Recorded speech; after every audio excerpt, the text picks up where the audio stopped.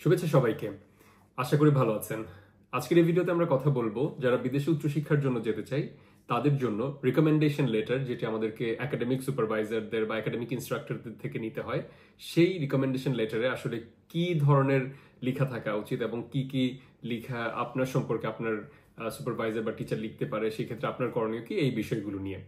Recommendation letter বিশেষ করে উচ্চশিক্ষার জন্য বাইরে যেতে গেলে আপনাকে ইউনিভার্সিটি এডমিশনের জন্য যখন আপনি অনলাইনে অ্যাপ্লাই করবেন তখন অন্তত 2 থেকে 3টি রিকমেন্ডেশন লেটার তারা আপনার কাছ থেকে চাইবে। আর আপনার যদি প্রফেশনাল এক্সপিরিয়েন্স থাকে, অর্থাৎ আপনি যদি ইতিমধ্যে চাকরিতে থাকেন বা কোনো ধরনের আপনি সেলফ এমপ্লয়মেন্ট বা যে কোনো ধরনের এমপ্লয়মেন্টে যদি থাকেন, সেই ক্ষেত্রে আপনার প্রফেশনাল রেফারেন্সও একটি চাইতে পারে।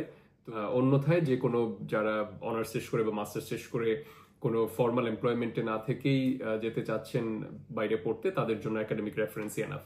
তো সেই ক্ষেত্রে দুটো রেফারেন্স লাগলেও আপনার দুটো হচ্ছে যে আপনার বিশ্ববিদ্যালয়ের শিক্ষকদের থেকে রেফারেন্সটি লাগবে। তো অনেক সময় আমরা যেটি হয় যে শিক্ষকদেরকে আমরা ইমেইল করে বলি যে আমার রেফারেন্স লাগবে, আপনি আমার রেফারেন্সটি একটু দয়া করে দিবেন, সেই বিষয়ে রিকোয়েস্ট করি। কিন্তু অনেক সময় আমরা জানি না যে কি কি বিষয়ে তিনিও লিখবেন আমাদের রেফারেন্স লেটারে এবং কোন বিষয়গুলো আমরা তাকে জানাতে হবে। তো সেই ক্ষেত্রে আপনার টিচারকে আপনি কি কি বিষয় মনে করিয়ে দিতে হবে যে আপনার রেফারেন্স লেটারে এই বিষয়গুলো যেন তিনি অবশ্যই লিখেন, এটি খুবই জরুরি। যেমন প্রথমেই আমি বলছি যে রিকমেন্ডেশন লেটারে আপনার শিক্ষক যিনি লিখছেন তাকে প্রথমেই লিখতে হবে যে তিনি আপনাকে কত বছর ধরে চেনেন, how long have you known each other. বিশেষ করে শিক্ষক হয়তো বলতে পারেন যে আপনার ইউনিভার্সিটির শুরু থেকেই চেনেন বা যে কোর্সটি পড়াতে গিয়ে তিনি আপনাকে চেনেছেন। তো সেক্ষেত্রে আপনার টিচারকে আপনি কবে প্রথম তার কোনো কোর্স পেয়েছেন সেটি যেমন মনে করিয়ে দিতে হবে, তেমনি কোন কোর্সগুলো সেই টিচারের পেয়েছেন সেগুলোও কিন্তু আপনাকে মনে করিয়ে দিতে হবে, যেন তিনি স্পেসিফিক্যালি লিখতে পারেন যে আমি এই কোর্সগুলো পড়িয়েছি এবং এই কোর্সে তার পারফরমেন্স এত ভালো ছিল।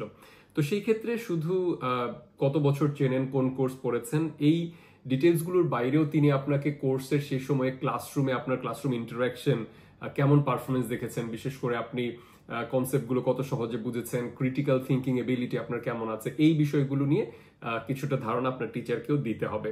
তারপর হচ্ছে কোনো অ্যাসাইনমেন্ট বা প্রজেক্ট সেই সময় যদি আপনি করে থাকেন ওই কোর্সের আওতায়, সেই কথাগুলো অবশ্যই আপনিও টিচারকে রিমাইন্ড করিয়ে দিবেন। কারণ হয়তো আপনার টিচারের অনেক দিনের একটা গ্যাপ থাকলে তার মনে নাও থাকতে পারে যে কোন কোন প্রজেক্ট সেই সময় তিনি করিয়েছেন। আর যদি আপনার যে টিচারকে আপনি রেফারেন্স হিসেবে দিয়েছেন তিনি যদি আপনার থিসিস সুপারভাইজার হয়ে থাকে তাহলে তো আরো ভালো, তাহলে তিনি আপনার কোর্স ওয়ার্কের সময়ের এক্সপিরিয়েন্স থাকলে সেটাও লিখবেন, থিসিস ওয়ার্কের যে এক্সপিরিয়েন্স সেটিও লিখবেন, এবং থিসিস ওয়ার্কে বিশেষ করে আপনি কি বিষয়ে কাজ করেছেন, আপনার রিসার্চ স্কিল এবং আপনার পার্সোনাল স্কিল, সেই কথাগুলো চলে আসবে। তো এখানে মনে রাখতে হবে যে বেশ অনেকগুলো বিষয় এখানে গুরুত্বপূর্ণ হয়ে যায়। Not only your academic results or CGPA, এখানে আপনার personal integrity, your research skill এবং আপনার অন্যান্য যে অর্গানাইজেশনাল স্কিল আছে, লিডারশিপ স্কিল আছে, সেই বিষয়গুলো ম্যাটার করে।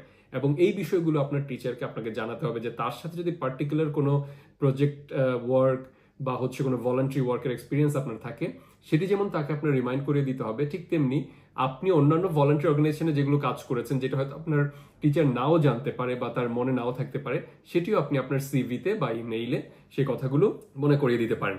তারপর হচ্ছে যে আপনার যদি টিচিং অ্যাসিস্ট্যান্সের এক্সপিরিয়েন্স থাকে বা রিসার্চ অ্যাসিস্ট্যান্ট হিসেবে কাজ করার এক্সপিরিয়েন্স থাকে, ওই টিচারের সাথে পার্টিকুলারলি সেই বিষয়গুলো মনে করিয়ে দিবেন। এবং এই ক্ষেত্রে আপনার পার্সোনাল যে স্কিলগুলোর মধ্যে বিশেষ করে আপনার কমিউনিকেশন স্কিল, যদি আপনি পড়াশোনাটি ইংলিশ মিডিয়ামে হয়ে থাকে, যেন টিচার সেটি মেনশন করেন যে the medium of instruction was in English, এবং আপনার সেই ক্ষেত্রে ইংরেজিতে বলা লেখা এই সব কিছুর দক্ষতা কেমন ছিল সেগুলো পার্টিকুলারলি তিনি মেনশন করে দিতে পারেন। আর আরেকটা জিনিস হচ্ছে যে যেটি আমাদের রিকমেন্ডেশন দেওয়ার সময় টিচারদের আরেকটা জিনিস দিতে হয় যে আপনি কত পার্সেন্ট স্টুডেন্টের মধ্যে, এবং টপ যদি ধরেন আপনার ক্লাসে 100 জন স্টুডেন্ট থাকে, আপনি টপ কত পার্সেন্টের মধ্যে থাকবেন, top 10%, 5%, so there are certain levels, এবং টিচার সেটি মেনশন করতে পারেন যে আপনি কত পার্সেন্টের মধ্যে পড়েন।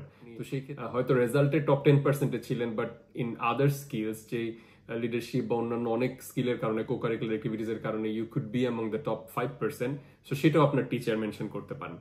তো এই জায়গাগুলো আপনার মনে করিয়ে দিতে হবে, এবং যতটুকু সম্ভব এই জন্যই পার্সোনাল ইনফরমেশনগুলো, your interaction and relationship with the teacher academically, তো সেই কথাগুলো আপনাকে তাকে মনে করিয়ে দিতে হবে, কারণ এটা তিনিও যখন লিখবেন যেন উনি এই পার্সোনাল ডিটেলসগুলো দিতে পারেন, যে পার্টিকুলার কোন কোর্স বা কোন প্রজেক্টে কিভাবে কাজ করেছেন উনি আপনাকে, আপনার অন্যান্য ক্যারেক্টার, বিশেষ করে আপনার অনেস্টি, হার্ড ওয়ার্কিং এই ধরনের কোনো গুণ আছে কিনা সেই বিষয়গুলো উনি যেন লিখতে পারেন।